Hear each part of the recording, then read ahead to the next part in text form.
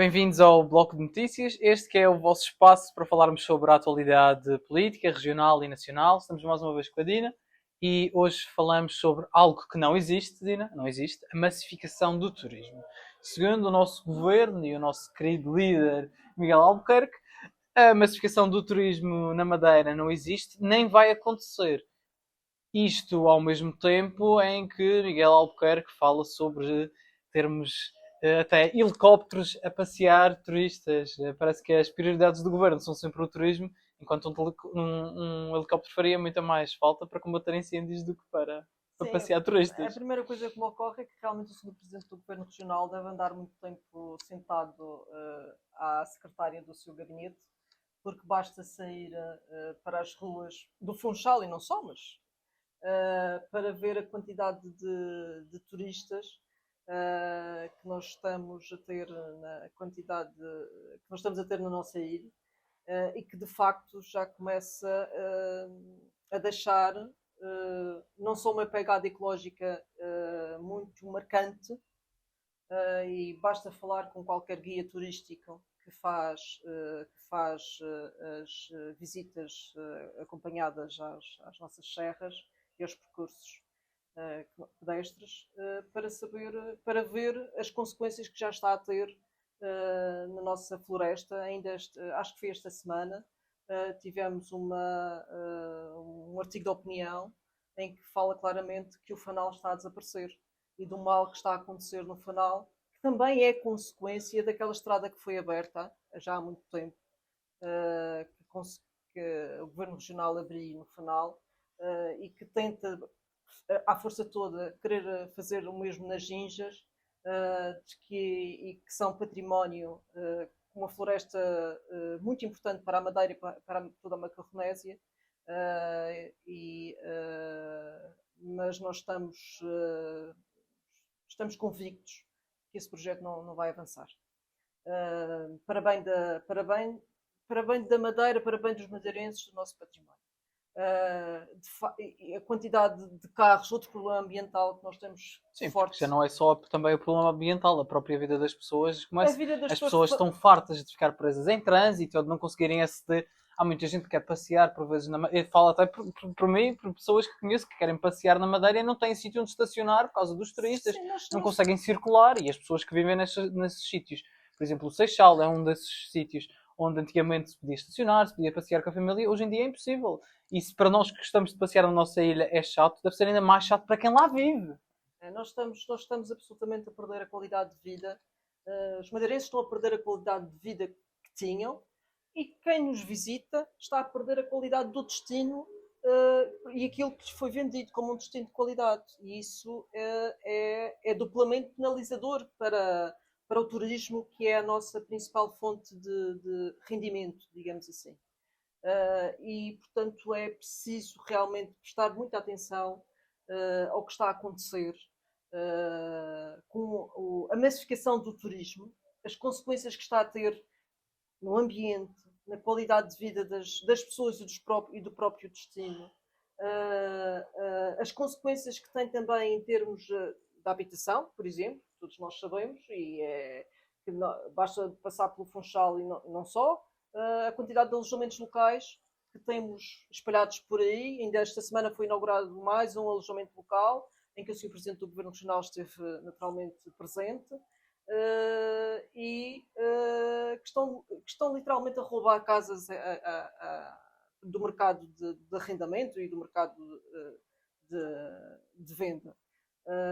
E não é à toa que a Madeira é, também por isso, uma das regiões mais caras do país em termos de habitação, é uma das regiões mais caras do país em termos de custo de vida e dos preços dos bens alimentares.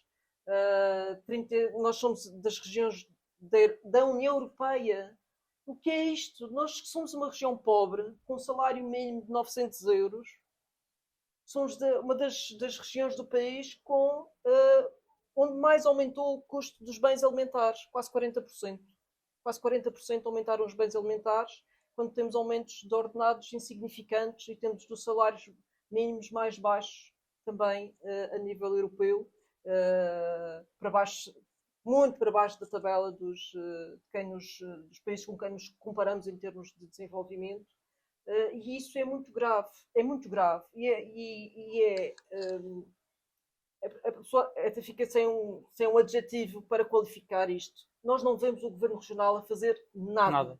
Absolutamente nada. Muito pelo contrário, diz que tudo isto está a acontecer. O preço disparatado das casas, se calhar também o preço disparatado dos alimentos, é fruto do bom desenvolvimento, do boom económico que a Madeira deu, certamente graças ao PSD Madeira, porque tudo o que mexe nesta ilha graças ao PSD Madeira. Sim, o PSD Madeira diz que o aumento do custo das casas significa que a Madeira está num bom momento económico, que a quantidade gigantesca de carros não se deve às renta-cars, mas deve-se ao bom momento económico, significa que as pessoas têm dinheiro para comprar carros, quando não é verdade. E eu discordo de ti numa só coisa. Disseste que a Madeira é uma das regiões mais pobres. E eu concordo até uma certa parte. A Madeira é uma das regiões mais pobres porque não há distribuição da riqueza criada na Madeira. Sim, claramente. Porque se formos a ver, a Madeira é uma das regiões mais ricas do país e nós sabemos disso porque quer dizer, nós ouvimos falar dos milhões e milhões que se fazem, por exemplo, no turismo. Vamos falar do turismo porque já que estamos a falar da massificação do turismo, falamos apenas desta parte da economia que emprega uma grande parte da Madeira. Só através do turismo sabemos que as grandes empresas fazem milhões e milhões. O problema é que esses milhões não estão a chegar aos trabalhadores. Pois não estão a chegar a quem trabalha, de facto. E depois, quando se fala em aumentar salários mínimos, cai o Carmo e a Trindade. O patronato não quer, não gosta. Pois claro que não, e vem aí mais medidas, não é? Pelo menos o Governo Nacional anunciou uma série de medidas e de alterações ao Código de Trabalho. Sabemos que ainda é um projeto que ainda está no seu início, tem muito para andar, mas anunciou uma série de alterações no Código de Trabalho que só vem tornar mais precário os trabalhos, não é? Só vem tornar mais precários os trabalhos. E eu, sinceramente, tenho muita dificuldade em ver como é que o que está a ser feito irá ajudar na nossa competitividade. Porque o que vai fazer, mais uma vez, é baixar salários. Os jovens que estão a licenciar essas universidades irão certamente à procura de outros locais para viver, como já acontece, onde são valorizadas as suas carreiras, onde recebem bem melhor, onde o custo de vida é mais barato, onde o custo de vida é mais barato, que é uma coisa extraordinária. E portanto os próximos tempos serão tempos também, acho que, de apelar à luta, que os trabalhadores também se manifestem por tudo aquilo que um governo de direita está a fazer em relação aos seus direitos laborais. Nós já estamos aqui a dispersar com vários assuntos.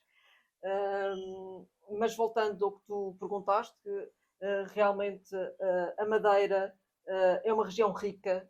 Segundo o Governo Regional, nós temos um PIB, que é um produto interno bruto, porque as pessoas comem PIB. Aquilo que é o dinheiro que é gerado na Madeira pelos trabalhadores atinge 7 mil milhões de euros. No entanto, há cada vez mais necessidade de ajudar as famílias. A desigualdade está a aumentar de forma brutal aqui na região autónoma da Madeira. Isso quer dizer que há um grupo muito pequeno de pessoas que está a amealhar e a ficar com todos esses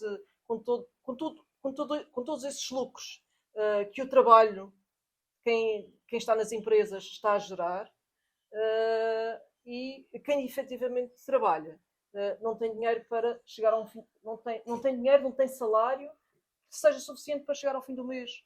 E isso é preciso mudar essa política, e o que nós vimos é que os governos de direita não vão seguir este caminho, muito pelo contrário, continuarão sempre ao lado das empresas, continuarão sempre ao lado da economia, numa economia que não está ao serviço dos cidadãos. E nós precisamos realmente de outras políticas, e os cidadãos, os trabalhadores, precisam de perceber o que lhes está a acontecer, de se interessarem por aquilo que está a acontecer, de se interessarem pela política, por quem os defende os seus direitos, porque o que nós vimos, todas as evoluções que houve na sociedade, foi por via da conquista de direitos. Nós, desde o 25 de Abril, conquistámos o direito ao salário mínimo, conquistámos o direito ao voto para todas as pessoas, conquistámos férias, A saúde, conquistámos o Sistema Nacional de Saúde. o Serviço Nacional de Saúde, conquistámos a educação gratuita para todos, neste momento até o 12º ano, conquistámos direitos das mulheres, tudo isso, todas as conquistas de direitos serviram para progressos civilizacionais. Nós progredimos imenso nestes 50 anos e foi fruto à conquista de direitos, conquistas muito duras, que atravessaram gerações, mas que é o que lança os avanços da civilização. E neste momento nós vemos também nessa área, na área dos direitos, muitas coisas a regredirem. E precisamos realmente de estar atentos como cidadãos, se queremos, se é esse o caminho que nós queremos seguir. Esse caminho que nos tem levado partidos da direita, que se estão a radicalizar cada vez mais para se aproximar de um partido extremista e com índole fascista, como é o Chega, e é importante os cidadãos pensarem se é esse o caminho que eles querem seguir para si, para as futuras gerações, que é um caminho de desesperança, ao fim e ao cabo. Essa reflexão, que também é tema de muito... É um tema de conversa, certamente voltaremos a ele, a esse tema, noutras oportunidades, mas nós precisamos de distribuir melhor a riqueza que é criada para que todos possam ter, e é possível fazê-lo, uma vida com o mínimo de qualidade, uma vida digna. E acho que é necessário que as pessoas percebam também que não deixem que digam que a vossa vida está melhor porque a economia está a crescer. Porque é isso que nós temos visto pelo país inteiro e é isso que me revolta bastante. Porque nós costumamos ver números como a economia portuguesa está a crescer, não sei quantos por cento, a economia madeirense está a crescer. E eu pergunto, mas que raio quer dizer? As pessoas no final do mês têm menos dinheiro e ainda são empurradas esta ideia de que a economia está a crescer. A economia está a crescer às tuas custas, que és trabalhador, mas isso não te chega a ti. Sinceramente, a mim não me interessa nada que a economia esteja a crescer, se a grande verdade é que os madeirenses comuns que fazem essa economia crescer chegam ao fim do mês a contar tostões, porque a realidade é que há cada vez mais madeirenses a ver o que é que podem comprar quando vão às compras, a ver se o dinheiro dá para chegar ao fim do mês porque têm de pagar a renda, a ver se conseguem que os filhos vão fazer uma atividade qualquer porque não têm dinheiro para despender. Quer dizer, as pessoas estão a viver para o dia imediato à frente porque não conseguem planear uma vida muito mais além do que isso. Não é possível. Já há algum tempo, não é? Já há Sim. algum tempo.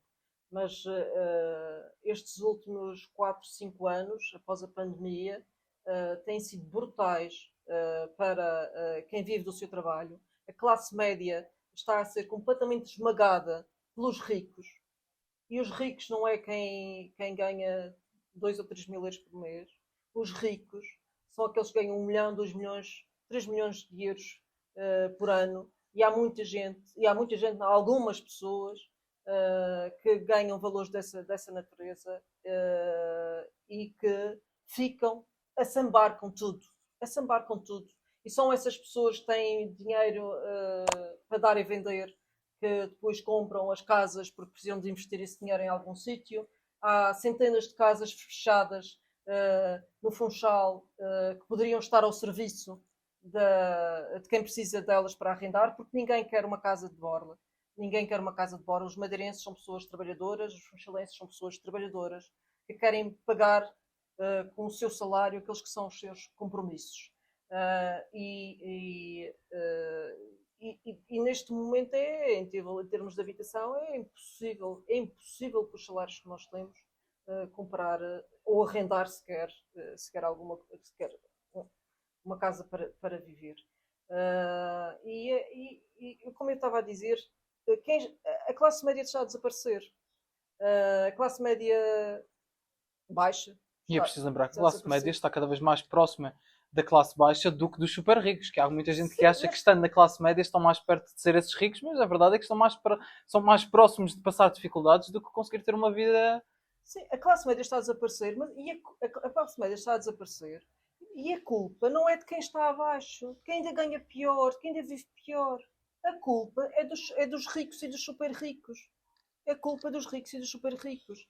É do acumular da riqueza. Porque os lucros das empresas deixaram de ser redistribuídos por quem trabalha para passarem a ir para os acionistas, para os prémios aos CEOs e aos diretores das empresas. Essas pessoas é que estão a amealhar o fruto do trabalho de quem está nas empresas. Não há aumento de salários porque estamos sempre numa crise económica.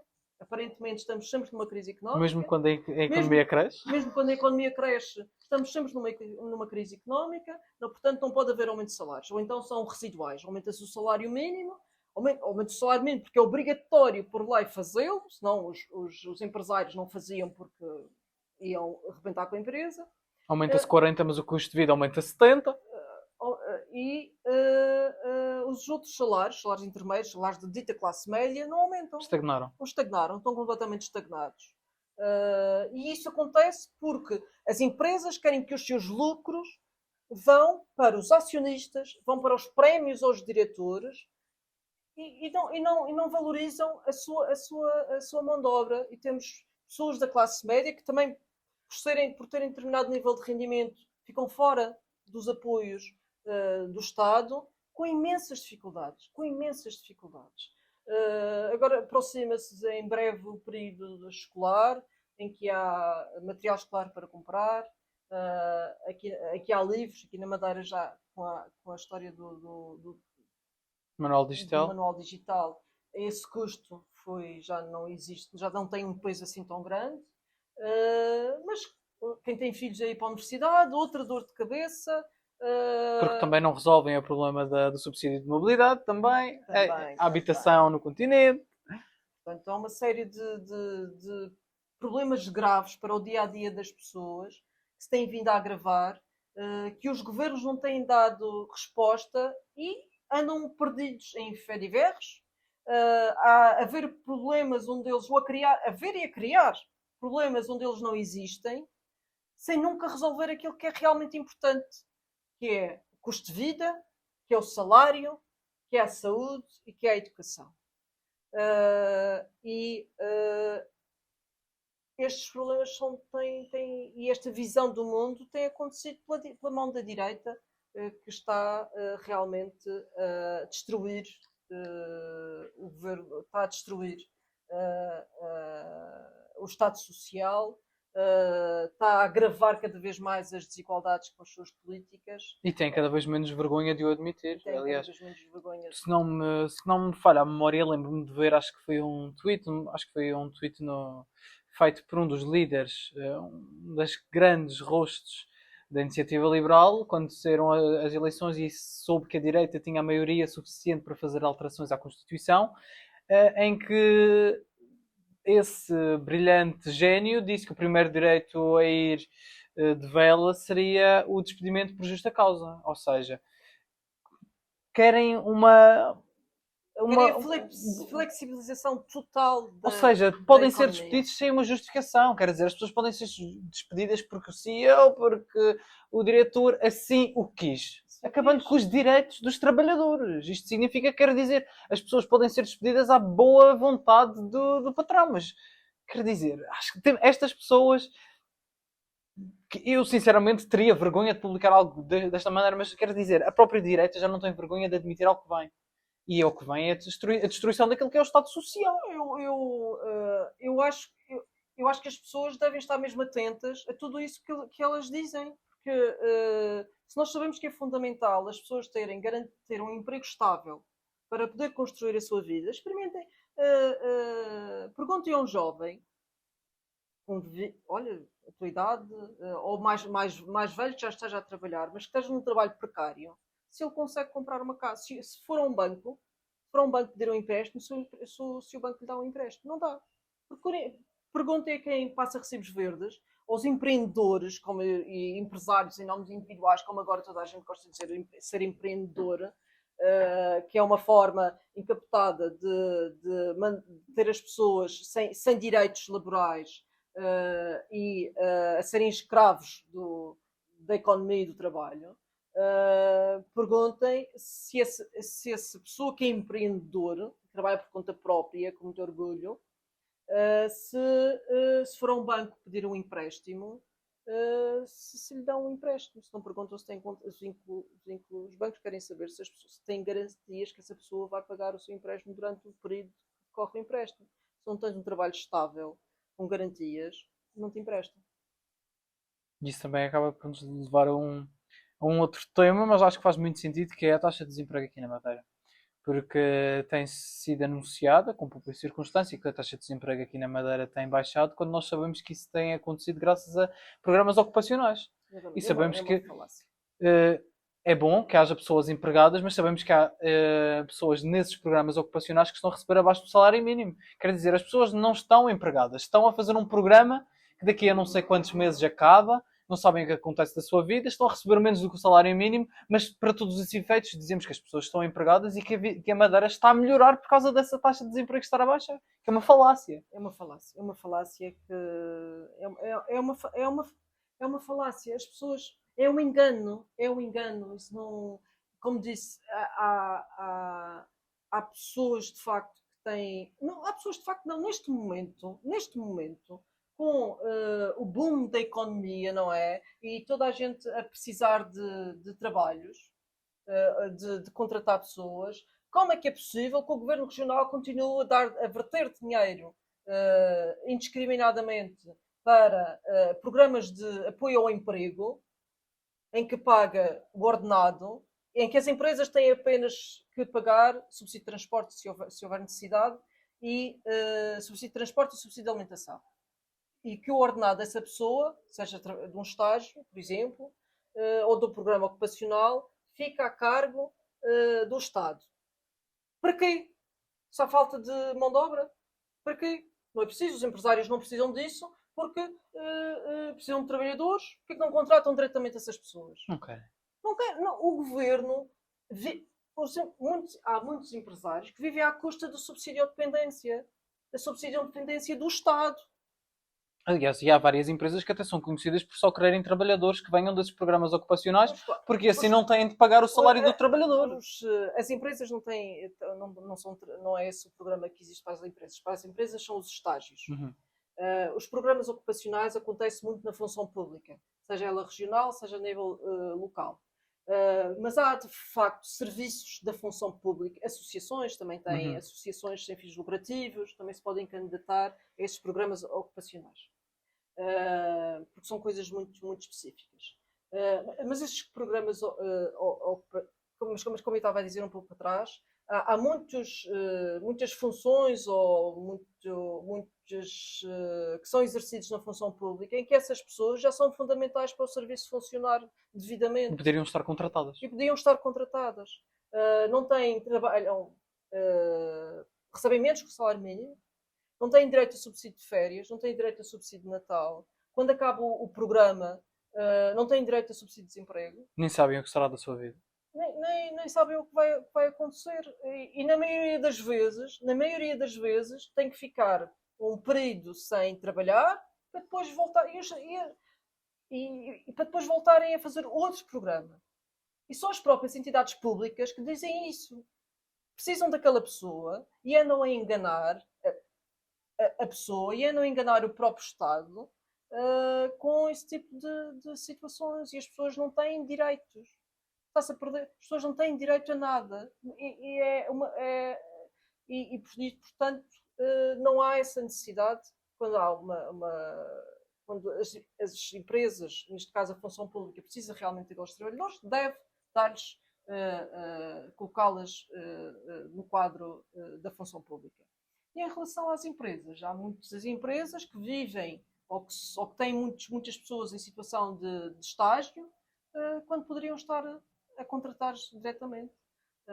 E o Governo Regional continua a financiá-los, mesmo no grande momento económico em que nós vivemos, em que não havia necessidade de gastar tanto dinheiro do erário público, que faz muita falta para a construção de habitação, por exemplo, para, por exemplo, poderem descer as taxas de IVA dos bens essenciais, quando poderiam descer a taxa de IVA da eletricidade e do gás. Continuamos a pagar a 22% como se fosse um bem de luxo.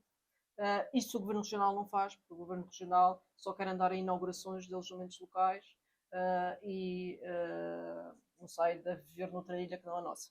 Aliás, é preciso explicar que quando nós dizemos que, não, que isto que é uma falácia e que somos contra isto, não é contra as pessoas terem estes programas e estarem a receber dinheiro. Nós somos contra o facto das empresas estarem a apropriar-se destes programas para aproveitar-se. Porque aquilo que está a acontecer é as pessoas, em vez de contratarem os trabalhadores, estão a fazer com que o governo pague esses trabalhadores. Claramente. E as empresas continuam a fazer lucro. Ou seja, as empresas que contratem esses trabalhadores, que os coloquem como efetivos, que lhes deem um salário que não deverá ser o governo a pagar.